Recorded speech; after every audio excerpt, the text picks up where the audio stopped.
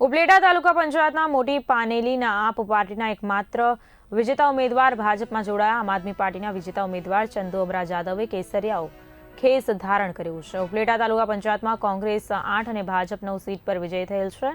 આમ આદમી પાર્ટીની સીટ મળેલ ચંદુ જાદવના પત્ની શારદા જાદવ મોટી પાનેલીમાં સરપંચ। ચંદુ જાદવ અગાઉ ભાજપ સંગઠનમાં મંત્રી હતા। ફરી ધારાસભ્ય મહેન્દ્ર પાડેલિયાના હસ્તે ખેસ પહેરી તેઓ ભાજપમાં જોડાયા। તેઓ કિંગમેકરની ભૂમિકામાં હતા। ભાજપમાં જોડાતા હવે ઉપલેટા તાલુકા પંચાયતનો કબજો ભાજપ પાસે। જાદવ ગામ પાનેલી। ચંદુભાઈ, તમે આમ આદમી પાર્ટીમાં ચૂંટાયેલા પ્રતિનિધિને ભાજપમાં જોડાવાનો શું છે? ના, ભાજપનો વિકાસનો કામ સારા કરે છે અને ભાજપે અમને પંચાયતમાં ટકો સારો આપ્યો હતો, એટલે અમે હું આપમાં હતો અને પાછો ભાજપમાં જોડાઈ ગયો હતો ને પાછો ઠેકાણે આવી ગયો।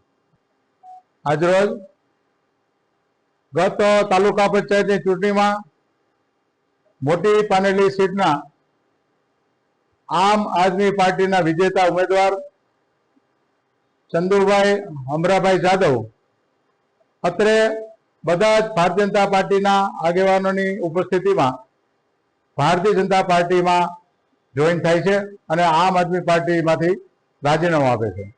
આ સંદર્ભમાં મારે એ કહેવાનું છે કે ચંદુભાઈ જાદવ એમને પાનેલીના સરપંચ તરીકે પાનેલી ગામની ખૂબ જ સેવા કરી છે। એમાં ખાસ કરીને છેવાડાના દલિત શોષિત પીડિત પરિવારોની કાયમના માટે સેવા કરતા રહ્યા છે।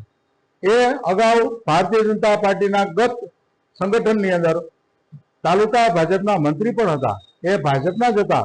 આજે પાનેલીના જે વિકાસના કામો થયા છે, રાજ્ય સરકારે જે વિકાસના કામો કર્યા છે, એના સંદર્ભમાં એને વિચાર આવ્યો। જે વખતે આમ આદમી પાર્ટીમાં લડ્યા એની પાછળનું કારણ પણ હતું કે એને કદાચ ટિકિટમાં અસંતોષ હતો, પણ જે હોય તે આજે મૂળ ઘરે પરત ફેર્યા છે।